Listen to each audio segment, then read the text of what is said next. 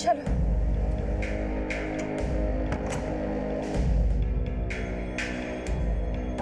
विकी, हमें समझ में नहीं आ रहा है कि हम क्या करें। अम्मा सुन ही नहीं रही है, लड़का तक देखने चली गई। घबराओ मत, हमने सोचा है हम कल ही तुम्हारे अम्मा से बात करेंगे। अगर वो तुम्हारा शादी करना चाहती है तो हम करेंगे तुमसे शादी। पर हम जब तक एयर होस्टेस नहीं बन जाते, हम किसी से शादी नहीं करना चाहते। तुम जैसा चाहती हो वैसा ही होगा, हम पे भरोसा रखो। अब मुस्कुराओ।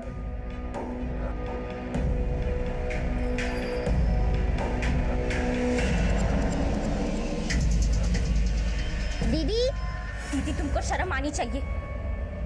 तुमने अम्मा का भरोसा तोड़ा है। कंचन, मैं जानकी से प्यार करता हूँ।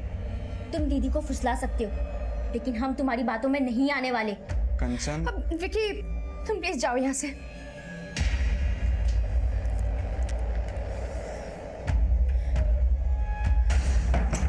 सर उसके बाद हम वहां से चले गए थे, फिर वहां क्या हुआ हमें नहीं पता।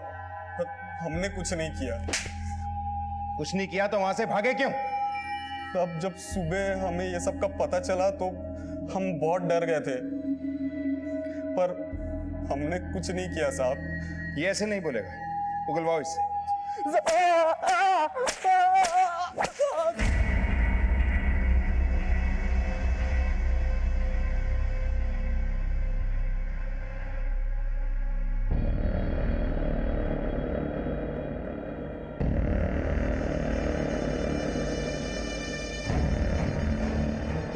सर हमने विक्की को बहुत तोड़ा, लेकिन वहीं का वहीं है। और सर उसके कॉल रिकॉर्ड्स में भी ऐसा कुछ नहीं मिला है जिससे ये मालूम चले कि उसने ही जानकी को कहीं छुपा के रखा होगा।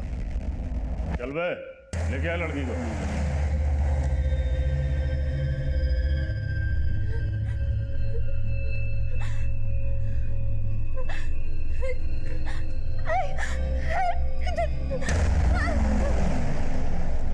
विशा, ना सोनू, रणवीर और ब्रिजेश ने कुछ उगला, ना ये विक्की कुछ उगल रहा है। लेकिन एक बात हमें शुरू से खटक रही है। इस घर में 2 बच्चियों का रेप हुआ, मर्डर हुआ, तीसरी को शायद अगवा कर लिया गया, पर किसी भी पड़ोसी ने ना कुछ सुना ना कुछ देखा। कोई ना कोई जरूर कुछ ना कुछ छुपा रहा है। विशा, मुझे लगता है हमें स्निफर डॉग्स की मदद लेनी चाहिए। अपराधी शायद इसी एरिया का है। सर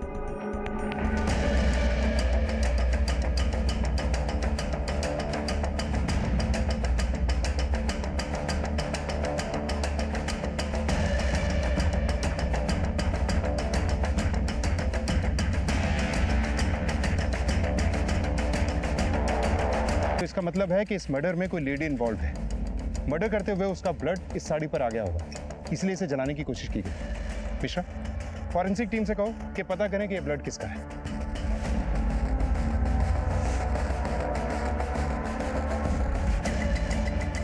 सर, आसपास कुछ नहीं मिला, लेकिन पता चला है ये ब्लड केदार शर्मा का है। केदार शर्मा? सर ये केदार शर्मा है। सर इसने भी पिछले साल संध्या के अगेंस्ट वार्ड काउंसिल का चुनाव लड़ा था। सर संध्या के चुनाव में खड़े होने की वजह से केदार को बहुत प्रॉब्लम हुई थी।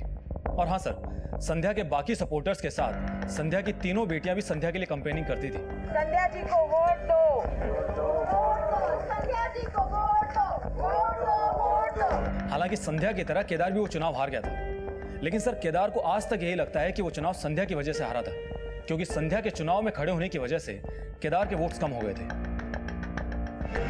साहब, जब हमने चुनाव के लिए नामांकन पत्र भरा था तो केदार शर्मा ने हमें चुनाव में ना खड़ा होने की धमकी दी थी, लेकिन हमारे साथ साथ वो भी चुनाव हार गया था, इसलिए हमें कभी उस पर शक नहीं हुआ। लेकिन आपको उसके खिलाफ कुछ मिला है क्या? जी, उसके प्लॉट से हमें ये अधजली साड़ी मिली और इस पे ये जो खून है ना, ये प्रिया और कंचन के ब्लड से मैच करता है।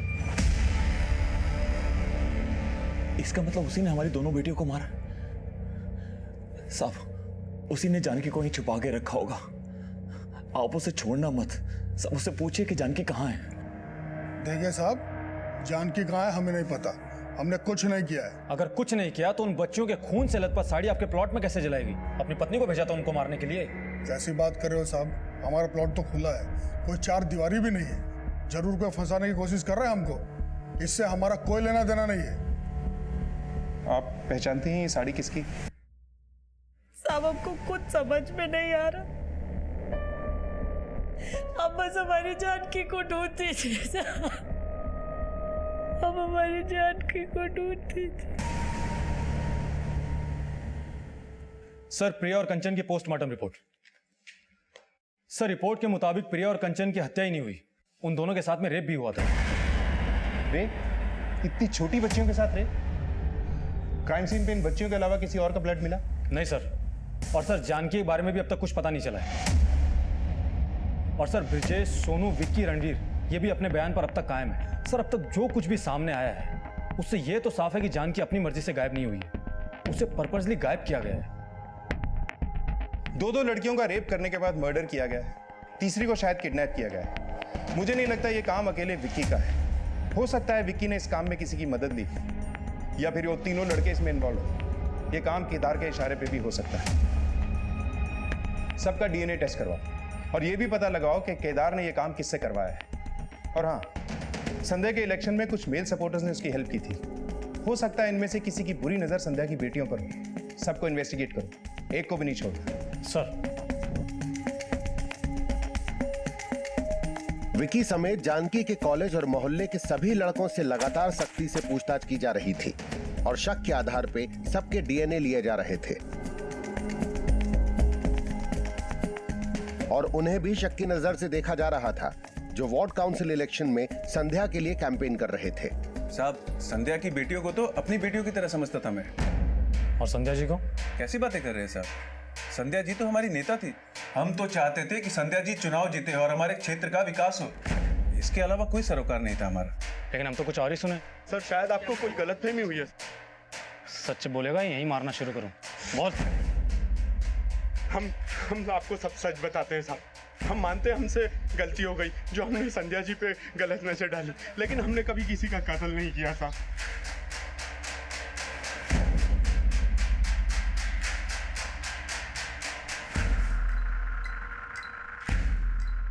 सर, हमने जानकी के कॉलेज के लड़कों और केदार और उसके आदमियों समेत सबके डीएनए टेस्ट करवा लिए हैं, लेकिन सर इनमें से कोई भी ये नहीं मान रहा है कि इन्होंने कुछ किया है। लेकिन मिश्रा, हमारे लिए यह भी जानना जरूरी है कि इनमें या इनके अलावा ऐसा कौन है जिसका कनेक्शन उस साड़ी से है जिसपे प्रिया और कंचन के ब्लड स्टेन मिले। क्या इस सब में वाकई कोई औरत इन्वॉल्व है, या उस साड़ी पर इन बच्चियों के खून के धब्बे मिलने का चक्कर कुछ और ही? आखिर ये साड़ी किसकी हो सकती है? हम हार गए बच्चों, सबने मिलके हमको हरा दिया। फिक्र मत करो अम्मा, अगली बार हम जरूर जीत जाएंगे। हमको अपने हार और जीत का कोई फिक्र नहीं है बेटा। हमको तो तुम लोगों की हार और जीत से फर्क पड़ता है। जिस दिन तुम लोगों के सपने पूरे होंगे ना, सही मायनों में उस दिन हमारी जीत होगी।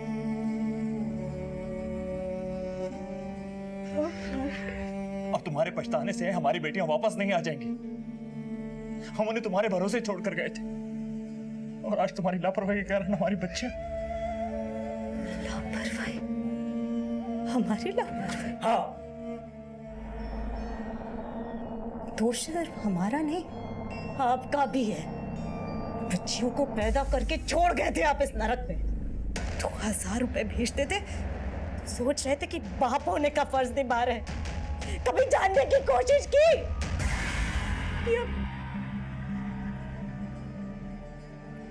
आज आपके दोष की वजह से हमारी बच्ची हमसे दूर हो गए।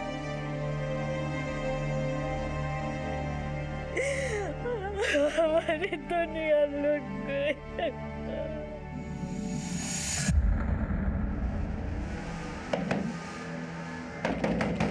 कौन है? क्या है? क्या लेने आया? तो हमसे बदला लिया है ना? क्या? कंचन और प्रिया को तो तुमने नहीं छोड़ा। अब बता, जानकी कहाँ है? पगला गया क्या? हाँ, चल निकल यहाँ से। साले, तुम्हारा इतना हिम्मत? हाँ, तुम हमको साला बोलेगा?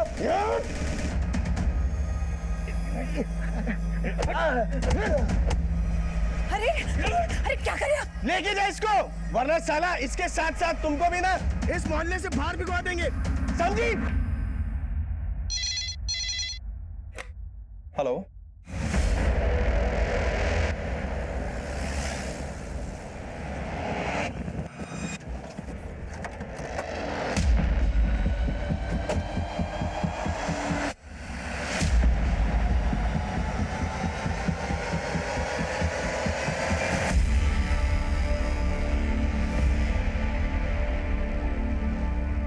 सर जानकी की बॉडी पर एक भी कपड़ा नहीं है, कहीं जानकी के साथ भी तो रेप नहीं किया गया? हो सकता है मिश्रा, ये जगह जानकी के घर से करीब 25-26 किलोमीटर दूर है। प्रिया और कंचन के मर्डर के बाद इसे किडनैप करके कहीं रखा गया होगा और इसकी बॉडी को डंप करने के लिए किसी व्हीकल का इस्तेमाल जरूर हुआ होगा। आसपास के एरिया में पूछताछ करो, कोई ना कोई लीड जरूर मिलेगी। और जानकी के घर वालों को इन्फॉर्म कर दो, बॉडी को पोस्टमार्टम के लिए भिजवा।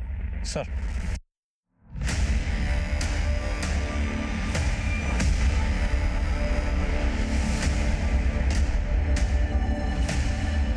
जानकी,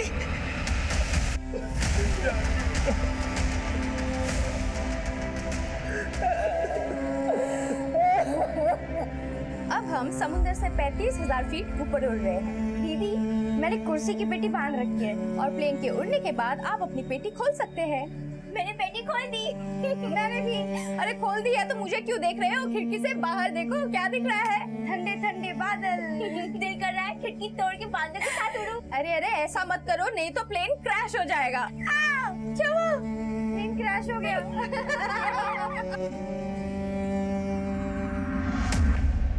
जानकी के साथ भी रेप? जी, हमें शक है कि शायद जानकी के साथ भी रेप किया गया है। एक के बाद एक हमारी तीनों बेटियां खत्म हो गई और उनके साथ इतना गलत हुआ। आपसे हाथ जोड़कर विनती है कि उसके दोषियों को जल्द से जल्द अंदर कीजिए।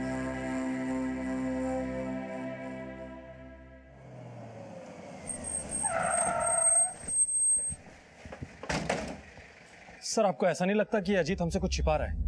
लेकिन ऐसा है क्या जो वो हमसे छुपाएगा? सर एक बात पता चली है। अजीत का अपने इलाके में रहने वाले दीनानाथ नाम के आदमी के साथ झगड़ा हुआ था। दोनों के बीच में बहुत मारपीट हुई। सर ये अजीत दीनानाथ के साथ इसलिए झगड़ा कर रहा था क्योंकि उसे दीनानाथ पे शक था कि दीनानाथ ने ही उसकी बच्चियों का रेप और मर्डर किया है। सर झगड़े के वक्त अजीत की बीवी संध्या भी वहां मौजूद थी। क्या इन्हें शक था कि दीनानाथ ने इनकी बेटियों का रेप और मर्डर किया? ताज्जुब की बात है। एक तरफ तो ये हमसे कहते हैं कि हमारी बेटियों को इंसाफ दिलाओ और दूसरी तरफ ये हमसे ये बात छुपाते हैं कि इन्हें किसी दीनानाथ पे शक है। इस दीनानाथ और दोनों पति पत्नी के बारे में सब कुछ पता करो। सर पुलिस अब दीनानाथ और अजीत के उस राज का पता लगा रही थी जो जल्द ही इस केस में कई और एंगल्स खड़ा करने वाला था और जो अजीत की भूमिका पे भी प्रश्न चिन्ह खड़ा करने वाला था।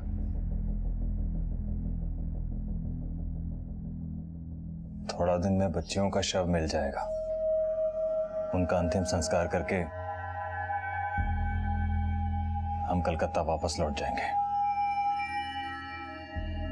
कुछ ही दिन में वहां पर व्यवस्था करके हम तुम्हें भी ले जाएंगे। हमारी बच्चियों के जीते जी तो आप हमको लेके नहीं गए। अगर वो भी कोलकाता में होती तो। जो हो गया उसे बदला नहीं जा सकता है। आप अब भी कुछ बदल नहीं पाएंगे। हम रह लेंगे अकेले। औपचारिकता का जरूरत नहीं है।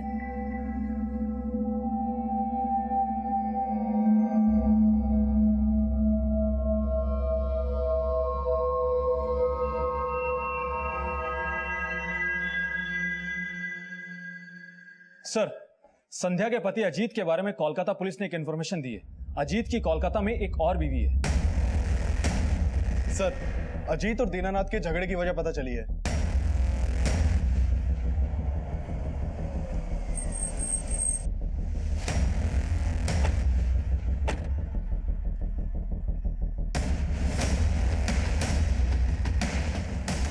साहब, जिस इंसान का खुद का कोई चरित्र नहीं होता वो किसी शरीफ इंसान के चरित्र पे उंगली कैसे उठा सकता है? अरे उस इंसान ने 10 साल पहले हमारी बहन के आबरू के ऊपर हाथ डाला था। साहब दीनानाथ की बहन ने हम पर झूठा आरोप लगाया था। साहब उसकी बीवी खुद जानती है कि उसने क्या किया हमारी बहन के साथ। साहब हमने कुछ नहीं किया था, पर उस समय किसी ने हमारा विश्वास नहीं किया। दीनानाथ ने हमें पूरी बिरादरी में जलील करके रख दिया।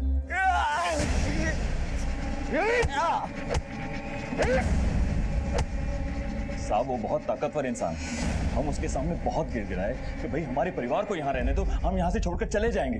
और हम यहाँ से छोड़कर चले भी गए, कलकत्ता जाकर रहने लगे। और उसके बाद हमारी बीवी ने हमसे बात तक नहीं की 2 साल तक। उसे भी हम पर विश्वास नहीं था। अब जाकर वो थोड़ा पिघली है। तुमने तो उसे अब भी अंधेरे में रखा हुआ है। कोलकाता में दूसरा घर बसाया हुआ है। तो ये भी सच होगा कि दीनानाथ की बहन की आबरू पे हाथ तुम्ही ने डाला होगा और तुम्हें लगा कि 10 साल बाद दीनानाथ ने उसी बात का बदला लिया।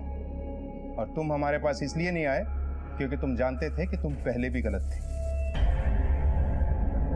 साहब, अगर हमने कुछ किया होता तो यहाँ के लोग चुप थोड़ी ना रहते। लेकिन हमने तो सुना है कि यहाँ के लोग तुमसे डरते भी हैं। हो सकता है इसलिए चुप बैठे हो। लेकिन हमने कुछ नहीं किया साहब। तुमने कुछ किया है या नहीं किया, ये पता लगाने का काम हमारा है। फिलहाल तो हमें तुम्हारा डीएनए टेस्ट करवाना है। साहब, हम जानते थे अजीत जी गलत है और हमें ये भी आभास हो गया था कि वो कोलकाता जाकर हम सबको भूल गए। लेकिन हमें ये नहीं पता था कि उन्होंने वहां जाकर अपनी नई दुनिया बसा ली। अब हमें किसी से कोई लेना देना नहीं है सर। अब जब हमारी बेटियां ही नहीं रही तो हमारी जिंदगी का कोई मकसद नहीं है। सर, अगर अजीत ने कोलकाता में दूसरी शादी कर रखी थी तो अजीत के पास में अपने बच्चों को मारने का मोटिव जरूर होगा। सर, हो सकता है कि अजीत को इस बात का डर हो कि उसकी दूसरी बीवी को उसकी पहली बीवी के बारे में पता ना चल जाए, और संध्या उस रात को जिंदा इसलिए रह गई क्योंकि वो बुलाकीपुर गई थी। लेकिन सर, हमने अजीत की एलिबाई कंफर्म की। हत्या वाली रात अजीत कोलकाता में ही था और मर्डर कंचन और प्रिया का हुआ था, जबकि जानकी को अगवा किया गया था।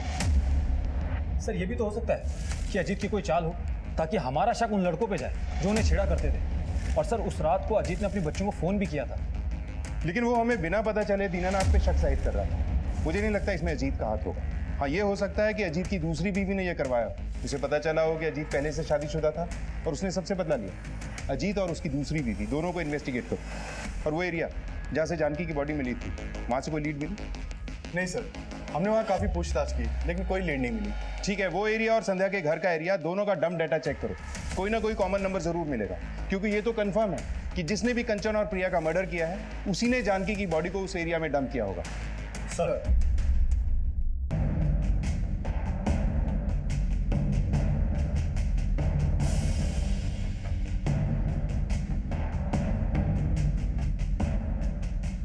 संध्या की तीनों बेटियों समेत क्या वाकई कोशिश संध्या को मारने की भी हुई थी, या हत्यारे का मकसद सिर्फ उसकी बेटियों को छीन लेना था? इस केस में लगातार कई थ्योरी सामने आ रही थी और इस बीच जानकी की पोस्टमार्टम रिपोर्ट सामने आई। सर, जानकी की पोस्टमार्टम रिपोर्ट। सर, जानकी का मर्डर कंचन और प्रिया के मर्डर के 4 दिन बाद हुआ था और जानकी के साथ मर्डर से पहले रेप भी किया गया था। सर, ये अजीत की दूसरी बीवी कामिनी है। सर, हत्या वाली रात को ये कोलकाता में ही थी। मैंने इसके कॉल रिकॉर्ड्स मंगवाए हैं, शायद कुछ लीड मिले। और अजीत के बारे में कुछ पता चला?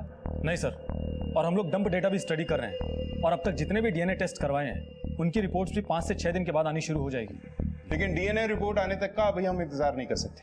अब तक जितने भी सस्पेक्ट हमारे सामने आए हैं सबको रिविजिट करो। दोनों क्राइम सीन्स का डंप डेटा चेक करो। हो सकता है कोई ऐसा क्लू मिले जो हमें असली अपराधी तक ले जाए। पुलिस अब हर सस्पेक्ट को नए सिरे से इन्वेस्टिगेट कर रही थी और हर बारीक से बारीक चीज को फिर से टटोला जा रहा था।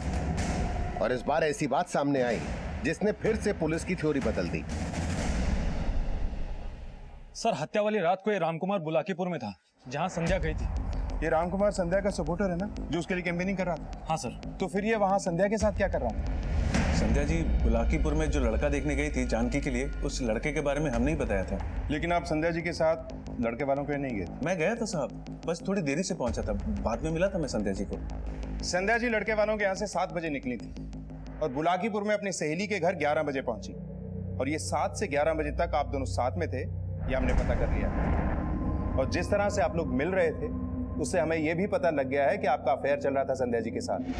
ये तो सीसीटीवी दिखा दे कि आप और संध्या जी कहाँ कहाँ गए थे बुलाकीपुर में। साहब, माना कि हमारा पति हमेशा से बेवफा था, लेकिन हमने उसके साथ बेवफाई करने की कभी सोची भी नहीं। बस राजकुमार जी से विचार मिल गए तो हमें लगा कि हमें कोई संभालने वाला मिल गया। और आपकी बेटियों को आपके इस अफेयर के बारे में पता लग गया था, इसलिए आपने अपनी बेटियों को। साहब, बेटी थी वो हमारी, जान से ज्यादा चाहते थे हम उनको, और आप हम पर इतना घटिया आरोप लगा रहे। हमारा विश्वास कीजिए साहब, हमारा और संध्या जी के संबंध का उनकी लड़कियों की हत्याओं से कोई लेना देना नहीं है। सर, रामकुमार से मुलाकात कैसे हुई आपकी? हमने चुनाव लड़ा था, उसमें उन्होंने हमारा बहुत सहयोग किया था, तो बस वहीं पर मुलाकात हुई थी। सर, संध्या की बेटियों का मर्डर ही नहीं, उनके साथ में रेप भी हुआ है। आपको क्या लगता है क्या संध्या किसी भी वजह से अपनी बच्चों के साथ में ऐसा करवा सकती है? हो सकता है इसमें रामकुमार का कोई मकसद हो। लेकिन सर रामकुमार के खिलाफ तो कुछ नहीं मिला अभी तक। ईशा, ये रामकुमार भी शादीशुदा है ना? हाँ सर।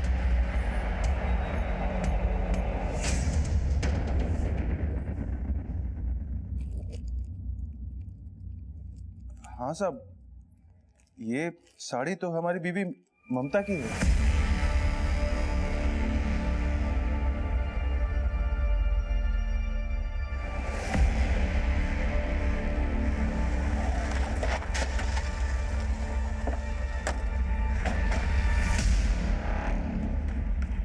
कहाँ लेके जा रहे हैं हमको? छोड़िए हमको, छोड़िए।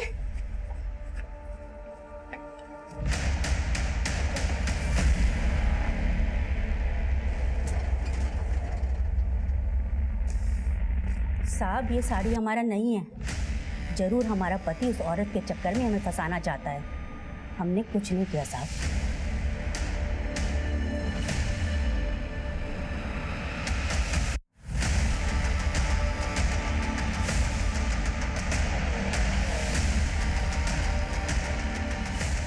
सर, ममता के पास तो फोन नहीं है और मैंने ममता के बेटे राजीव के कॉल रिकॉर्ड चेक किए, उसमें कुछ भी सस्पिशियस नहीं मिला।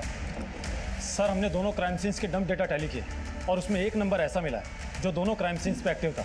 सर, वो नंबर हिस्ट्री शीटर झूलन का है। सर, फिलहाल इसका नंबर बंद आ रहा है। झूलन? मतलब ये कांड जिस किसी ने भी करवाया है, ये झूलन हमें उसके बारे में बता सकता है। पता करो ये कहाँ, उठवाओ इसे। सर।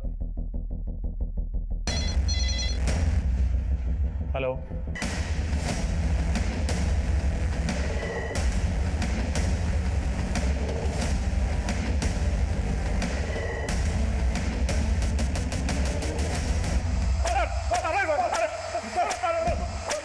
यादव, बोल, किसके कहने पे किया ये सब?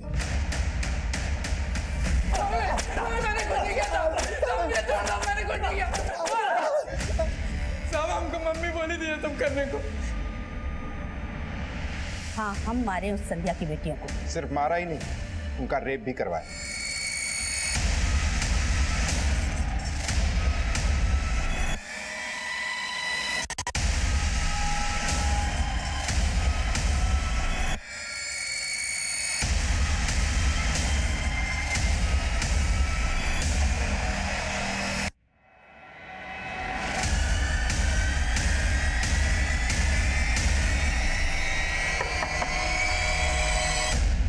फिर आ गया वो।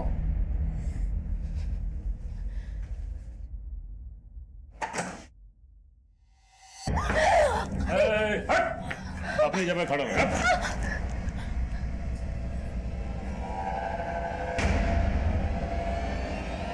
काट के रख दूंगी। चलो कपड़े खोलो।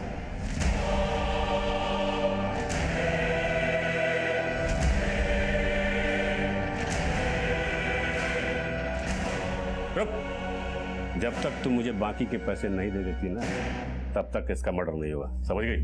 और अगर तुम लोगों ने पैसे देने से मना किया तब मैं इसे छोड़ दूंगा पुलिस के पास। साहब, मैं फिर उस लड़की को अपने साथ ले गया था और अपने अड्डे पे बांध के रखा था। साहब, उन लोगों ने जब मुझे बाकी के पैसे दे दिए तो मैंने उस लड़की को मार के फेंक दिया। साहब, साड़ी पे खून लग गया था, इसीलिए उसे जलाया। हाँ, झूलन जानकी को लेकर गया था और अगर उसका बॉडी मिल जाता तो हम न फंसे, इसलिए हमने जानबूझकर वो साड़ी केदार की जमीन पर जलाया ताकि उसका बॉडी आपको मिले और शक केदार पर ही जाए। कैसी औरत हो तुम? सिर्फ संध्या से बदला लेने के लिए तुम इस हद तक गिर गई कि उन 3 मासूमों को। हाँ, हम किए हैं सब, चाहे हमको जिंदगी भर यहाँ सड़ना पड़े, लेकिन हमको एक तसल्ली है कि चैन तो संध्या को भी नहीं मिलेगा।